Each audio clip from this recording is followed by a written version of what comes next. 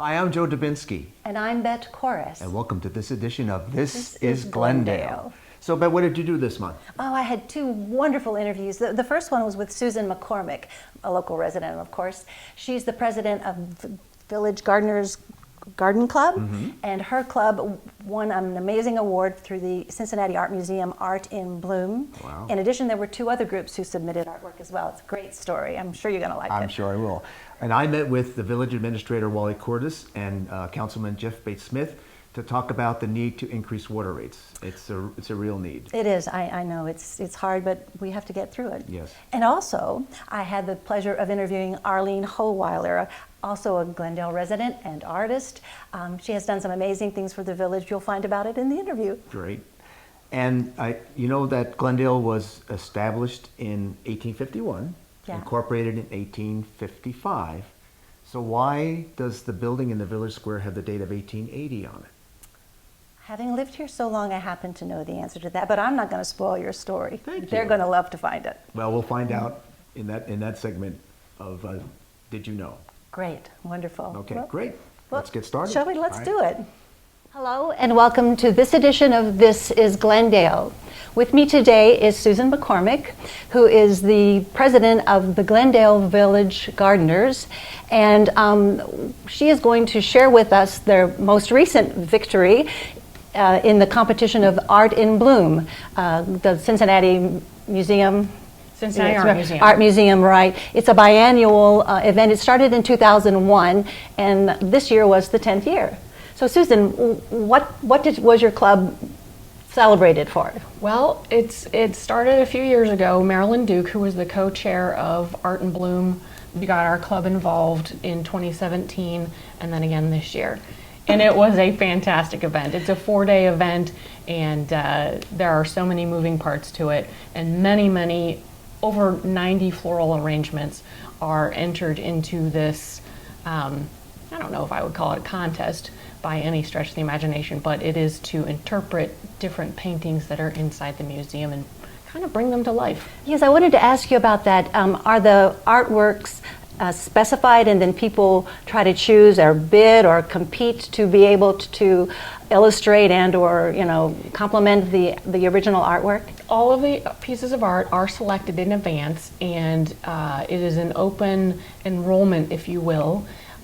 People, once they register to be in this event, then they are able to choose from what's available. So the sooner you register and the sooner you choose, you have a greater chance of getting exactly what you want. Right.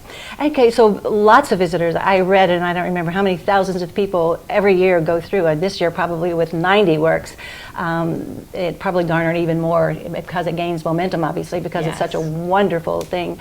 But there is a People's Choice Award. Yes. And I am sitting with the president of the club that won it not just this year, but 2017 as well. Yes. Amazing feat when you consider the number of competitors. So you want to give us a little bit of Sure. background as to who the people were and the design concept, if it briefly can be explained? Yes. So the Village Gardeners of Glendale in 2017, we entered 3 different groups of floral arrangers. And also this year, for 2019, we had 1 group of floral arrangers. And we had 5 to 6 people on each team. This year alone, over 90 floral arrangements, and our group was chosen number 1 as the People's Choice Award. And they were able to enhance the artwork of the Van Gogh piece into the undergrowth. Their arrangement was absolutely stunning. It was a wooden frame with a watertight base underneath of it with various floral pieces sticking out of it that very much resembled in an artistic impression the Van Gogh art piece. And in 2017, what work of art, you'll have to describe this for people too. So in 2017, the People's Choice Award winner was a Tiffany vanity case. So not actually a piece of painted art, but yet a very small gold little purse that would have been held on a woman's arm and for the evening out. And we created a piece called the Peacock. because there was a beautiful peacock on the Tiffany vanity case, and we did that through flowers. In 2017, the team was led by myself, by me, and also consisted of Tori Amangero, Kelly Senja, Jana Monzel, and Gina Valeka. So the 5 of us, in coordination with Beth Lauder at Glendale Florist, we put our arrangement together. And then this year, the girls were led by Mariana Briner, Alicia Curtis, Molly Woodrow, Jana Monzel, Lori Malloy, Pam Geary. And they also were assisted by the beautiful flowers at Glendale Florist, and also Frame USA helped them put together the frame and the watertight container that was used in the piece. It just absolutely stunning. That's terrific. Yes. Okay, for those who might not know the Village Gardeners of Glendale, what area of the village does your garden club maintain and keep beautiful for all of us to enjoy? We have the primo spot in all of Glendale in the village square. So the island that is in the middle of the village square, along with the clock tower right there, and the front island, which has the big urn in it that is seasonally decorated to reflect the season. That is the area that we take care of, and I do believe we are the largest garden club in all of Glendale. How many members do you have? Well over 40. Wow, that is big. Yes, Yeah. and we've been around for many, many years, and things continue to go well with our garden club. And then there were also a couple other groups in addition to our garden club that were also Glendale groups who participated in this year's Yes. Art and Bloom. The Christchurch Altar Guild. Altar Guild, yes. And then also the Glendale Community Library Book Club. Book Club, right. Anything else you'd like to add? I think we pretty much have covered the bases. I think we've covered it. So we look forward to this event happening again in another 2 years, and who knows which Glendale Garden Clubs will shine through on this event. Great, terrific. Thank you so much. Hi, I'm here with Village Administrator Wally Cordes and Councilman Jeff Bay Smith, who chairs the Utilities Committee, to talk about water and wastewater operations and the need to increase rates for these services. But before we talk about the need for the rate increase, I'd like to talk about how we manage our water and wastewater. Wally, can you explain the costs associated with our water? That's a good question, Joe. We're a nonprofit enterprise, and we have about 1,050 users throughout our Glendale system.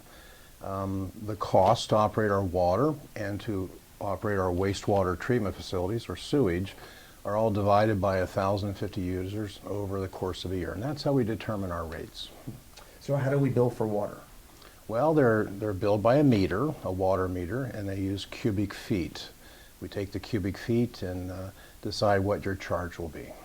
And cubic feet. And when I think of water, I think in terms of gallons. Can you put that in context? There's for me? almost 7.5 gallons per cubic feet.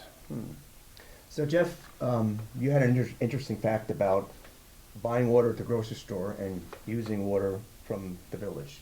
And can you tell us about that? Well, it's interesting how much less our water costs than buying at the grocery store. It could be $1 a gallon there, where here it is only a penny a gallon. That's a big difference. And there's a minimum charge, Wally, and so I'd like to know why there is a minimum charge and how much water would be covered in that minimum charge. Well, the minimum charge is 1,000 cubic feet. About 35 to 40% of our residents use the minimum charge. Sewage is based on 140% of the meter reading, and of course water is at 100%. Okay, so, but why is there a minimum charge? Well, we have operational costs that don't go away if you don't use water. If you're on vacation for 2 months, we still have to have the manpower, the equipment, and the water on standby to provide water on demand. So there's two components to our water management, water and wastewater. And can you explain the need for the increases for water and wastewater separately? Because there are different issues involving those. Well, I can. Sewage is in much better shape. Years ago, we raised sewage, as I mentioned earlier. It's 140% of the water costs.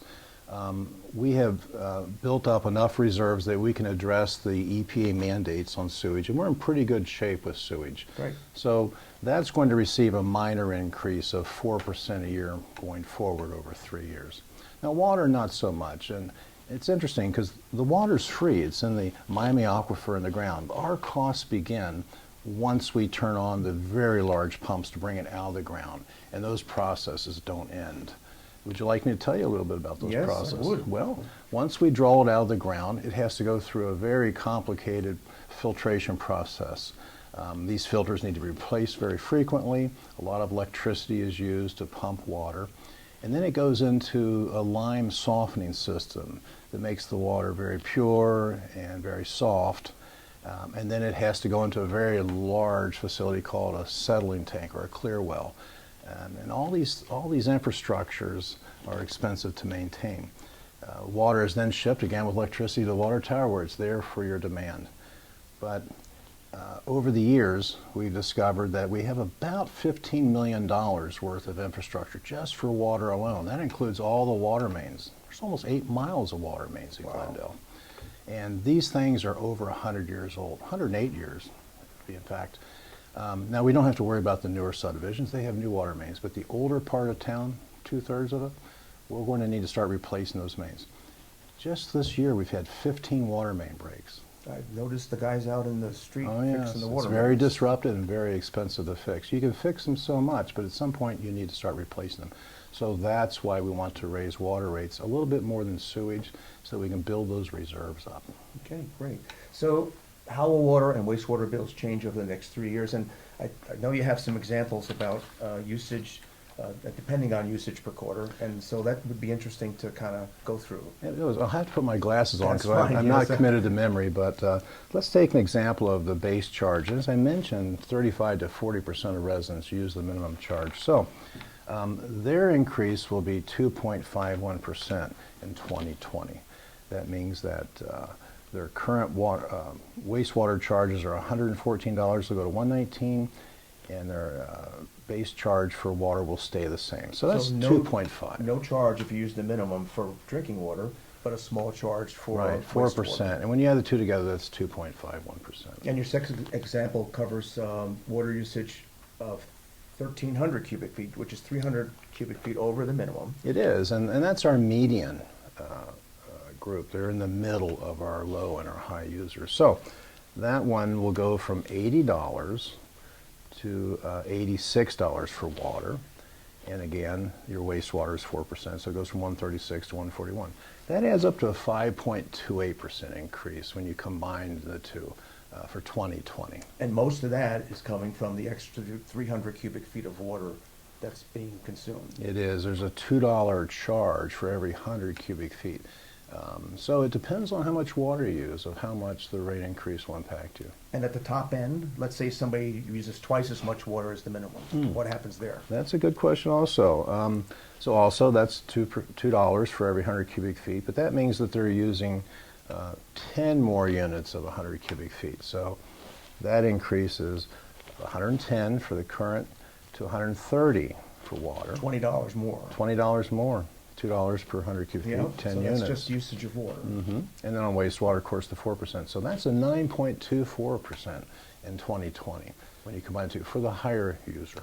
So if I want to mitigate these increases, I should really look at trying to lower my usage of water. You should, and I'll be honest with you, whenever we have someone that calls and says they have high water usage, we'll go to their house and we'll review all their facilities, and often we find silent leaking toilets. So we have a little dye pack we'll give you and we'll test the water. And for an $8 kit, you can fix that toilet that might be costing you $100 a quarter in extra water usage and sewage. Sounds like a good topic for a future segment on This is Glendale, talking about how our residents can conserve water. I agree. think that would be a worthy thing to do. Absolutely. So, are there optional sources for water and wastewater processing? For example, can we just hook up to another water district? Well, I'll give you an example. When we have to turn on Cincinnati, and we can do that in 2 different locations because we have to do maintenance on our facility, we lose money because it costs us more to buy that water than what we're currently selling it to our residents for. We're not in the business to make money. We're nonprofit. Cincinnati probably would not take our water system until we make all the improvements to our infrastructure. All those 8 miles that we talked about of water mains. So we'd have to do it anyway. They would not like to take them over. So we would need to do it anyway, or they would make us do it before that. But I think we have a great product. I think it's competitive with Cincinnati. And there's only a handful of communities in Hamilton County that still produce water. And I don't think any other community produces water and does sewage other than Cincinnati. So Jeff, does this, these increases have the unanimous support from council, and why? It did, Joe. Realistically, we have to cover costs, as we do in our homes. And we also have to cover costs of improvements on that 100-year-old system. Okay. Well, thanks to both of you. This has been enlightening. It's been a pleasure. Okay.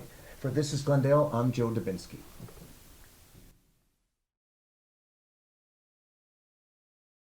It's 12 o'clock on May 14th, 1880, and George Windsor, who has a cabinet shop here in the village square, has just left for lunch. He's left a small fire burning on the second floor to melt some glue. Suddenly, fire breaks out in his shop, and the alarm goes out. At the time, Glendale has very little in the way of fire equipment. They have some ladders and buckets. This is what a bucket brigade bucket would look like. It's designed to quickly pierce the water so water can be drawn out very, very quickly. There's a strong north wind that day, and the fire starts moving down the block, consuming all of the buildings which are made of wood. It's clear that fighting this fire with these buckets is a losing battle. At 1 o'clock, telegraph messages are sent to Hamilton and Cincinnati asking for assistance. Equipment and men are loaded onto trains and dispatched to Glendale immediately. The Hamilton firefighters arrive 45 minutes later. Cincinnati arrives shortly thereafter, making their trip in a record 18 minutes. By the time Hamilton and Cincinnati arrive, this whole block has been consumed. The fire has jumped across the street and is now heading up the block. It gets as far as the Presbyterian Church. Residents and shop owners are emptying their homes and businesses of furniture and goods, trying to save what they can before the fire gets to them. At 5 o'clock, a comment in the Cincinnati Daily Inquirer says it most plainly. Like the man who locks his barn after his steed is stolen, Glendale should probably buy a fire engine. And they do. They purchase a horse-drawn chemical fire engine. The whole village is a disaster. Nothing exists. But building commences almost immediately, this time with brick. Like the legendary Phoenix, the village square rises from the ashes. The result, the beautiful buildings that we see here today. For This is Glendale, I'm Joe Dubinsky. Hello, and welcome to this segment of This is Glendale. I'm Bet Chorus, and with me today is Arlene Howeiler, a resident here in Glendale with many, many talents. Welcome, Arlene. Thank you. The reason why I initially wanted to have this conversation with you was the result of that beautiful bench that you have painted in the square. Would you tell people about it, please? Well, I'm on the Harry Whiting Brown board, and the entrance for our community center has always been hard to find. And so I thought, wouldn't it be a great opportunity to paint that bench bright colors with patterns and colors, and so that's how the idea came about. It was not a simple task. I saw you so many hours, 40, 50 probably, if not more, Yes. doing it, and you even ended up hurting your neck. You had to hold it in a, what did you do? I had to sit backwards on the bench to be able to paint it. And so holding it in the same position for a long time kind of made it a little sore. I had to back off a little bit and take some time off, but I eventually got it finished. Well, it's fabulous, and we're all very, very happy that you did it. Thank you. And in addition to the bench, you were part of the painting of the squirrels Yes. back in 2005 in conjunction with the Seswick Centennial, right? Is that Yes, when it happened? yes. So tell us where your squirrel is and something about it. It's right on the corner of Elk and Greenville. And my friend Marianne Miller and I decided to take on the challenge of painting a 6-foot squirrel. I said, how many opportunities would we have to paint a 6-foot squirrel? So he sat on my kitchen table, and I think I had about 360 hours in him. Wow. For a month he sat there. So Goodness. And I understand that you also put some little hints and private things in the squirrel that maybe you will encourage people to look for? I did. I love it when the kids come by because I kind of like to use the squirrel as a teaching tool. And so I have in the artwork on the squirrel 29 ladybugs, 9 acorns, and 1 hidden purple Scotty dog. Well, in addition to your artistic contributions to the village, you for years, well, at least the last 2 years, were charge of the holiday house tour. Yes. And this is an off season, will Yes. be next year. And I Yes. understand that while you have done it for 2 years, you are going to pass the baton to someone else. Yes, it's a big job. It is a year-round job, just getting all the details straightened. But it is certainly worthwhile. It's a good moneymaker for Harry Whiting Brown. And I just think we have a fabulous community, little village here that the world should know about.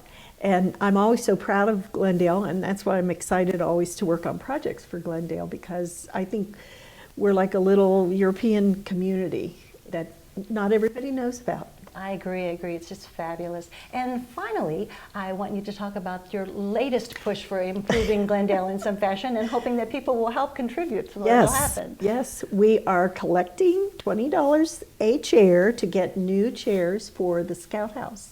And, well, we call it the Scout House and also the Harry Whiting Brown Community Center. And we're hoping that will increase our rentals. And so we've purchased the chairs, but we're still paying for the chairs. So I'm hoping at our Christmas, Village Christmas, to get some more people to invest $20 for a chair. And that Village Christmas is December the 7th. Yes. I think that we've done it. Thank my you so goodness. much for participating. I'm Bet Chorus, and I'm Arlene Howeller. this is Glendale. Well, Bet, it was a great show. I enjoyed your interviews. They were Oh, lovely. thank you. It was great to do, and I appreciate the hard work you put into the water issue, helping to help people understand. Yeah, well, I thought for next month I would follow up on that story by telling residents ways that they can conserve water, because the less you use, the less you pay. So I'm going to try to find ways that people can check to see if they can save on some of the water that they use. I think it'd be That's important. excellent. So important to save money in any way you can. Yes. And this segment has also given me an idea. In my conversations with Arlene and with the floral arrangers, I realized how talented this village is. We have so many artists. And so beginning in January, I'm going to start a segment where we're interviewing a local artist. I have several lined up. I haven't decided which one gets to go first, but it should be a lot of Oh, fun. that's great. Well, I guess that's it for this show. Have a safe and happy holiday, Bet. Right. You as well. All of you as All well. of you as well. Happy holidays.